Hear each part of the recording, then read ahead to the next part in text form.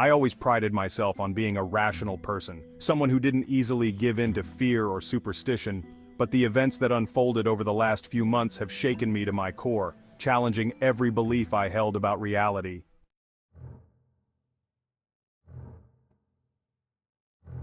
It started innocently enough, as most nightmares do. Our son Ethan began having night terrors. He would wake up screaming, drenched in sweat, his eyes wide with a terror that no child should ever experience. He would point to the foot of his bed, muttering about a dark figure watching him. At first, my wife Anna and I dismissed it as a figment of his overactive imagination. After all, children often have nightmares, but then, the dreams became more vivid. Ethan could describe the figure in chilling detail, tall and shadowy with eyes that seemed to glow in the darkness. He spoke of whispers that filled his room, promising dreadful things. We tried everything: nightlights, soothing bedtime stories, even a visit to a child psychologist. Nothing helped.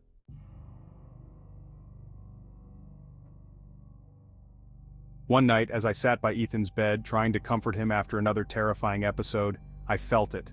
A chill ran down my spine and the hairs on the back of my neck stood up. I turned slowly, my heart pounding, and there it was, a faint, shadowy outline at the foot of the bed. It vanished as quickly as it appeared, leaving me questioning my sanity.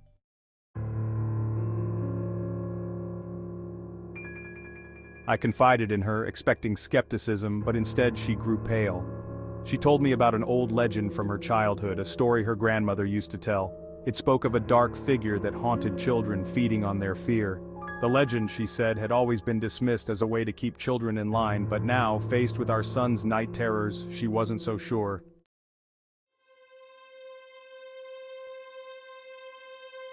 Determined to get to the bottom of this, we delved into our past, searching for any clue that might explain what was happening. That's when we discovered it, a dark event that we had buried deep within our memories, something we had hoped to forget. Years ago, before Ethan was born, Anna and I had been involved in a tragic accident. It was late, and we were driving home from a friend's party when a figure suddenly appeared on the road. I swerved to avoid hitting it, but the car skidded off the road and into a tree. We survived with minor injuries, but the figure, a man dressed in dark clothes, did not.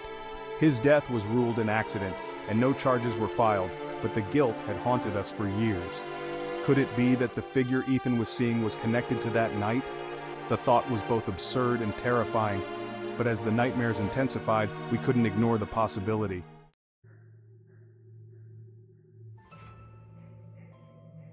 We decided to confront the figure. That night we put Ethan to bed and waited. As the hours passed, the atmosphere in the room grew heavier. Around midnight, the temperature dropped and a cold, oppressive presence filled the room. The figure appeared more distinct than ever before, standing at the foot of Ethan's bed, its eyes glowing with a malevolent light. Summoning every ounce of courage, I stepped forward, my voice trembling as I spoke. "Who are you? What do you want?" The figure didn't speak, but the room filled with an overwhelming sense of sorrow and anger. Images flashed before my eyes. The night of the accident, the man's lifeless body, the guilt that had plagued us. I realized then that this figure was not just a ghost, but a manifestation of our unresolved guilt and fear. Anna joined me, her voice steady. "We're sorry. We never meant for it to happen. Please, let our son go." For a moment, the figure remained, its eyes boring into ours. Then slowly it began to fade, the oppressive weight lifting from the room. The temperature rose, and the shadows receded. Ethan stirred in his sleep, a peaceful expression replacing the terror that had been there for weeks.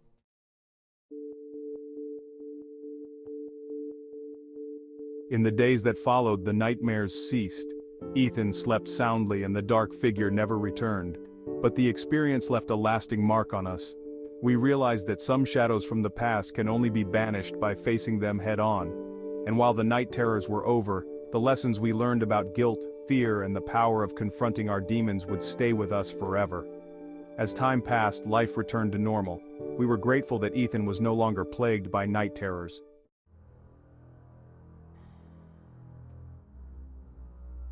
Yet there was a lingering sense of unease, a feeling that we had missed something crucial.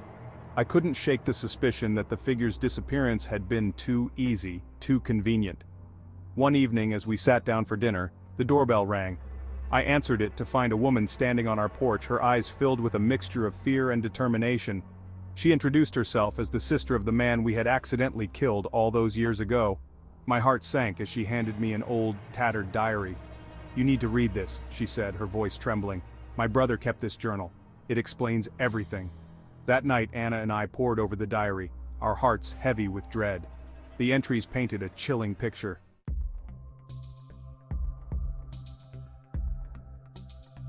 The man had been deeply involved in the occult, experimenting with dark rituals and summoning entities from beyond. His death, it seemed, had unleashed something terrible, something that had attached itself to us. The final entry sent shivers down my spine. It spoke of a curse, a vengeful spirit that would haunt the descendants of those responsible for his untimely death. The figure we had seen was not merely a manifestation of our guilt, but a real entity, bound by the curse to torment our family. The revelation hit us hard. We realized that while we had temporarily banished the figure, the curse remained.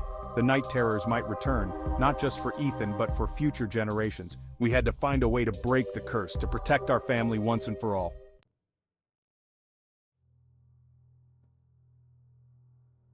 We sought the help of a local historian and occult expert. He confirmed our worst fears: the curse was real and powerful. Breaking it would require a dangerous ritual, one that could potentially backfire if not performed correctly.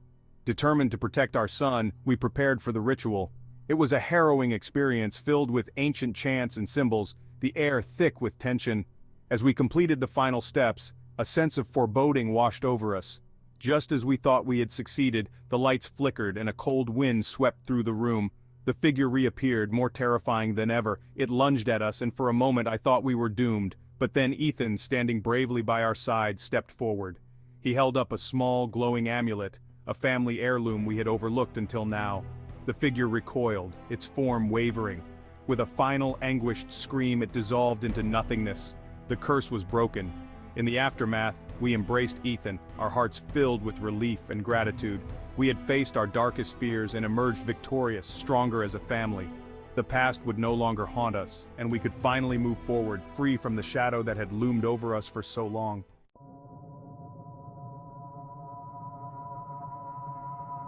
But as I tucked Ethan into bed that night, he looked up at me with wide, innocent eyes.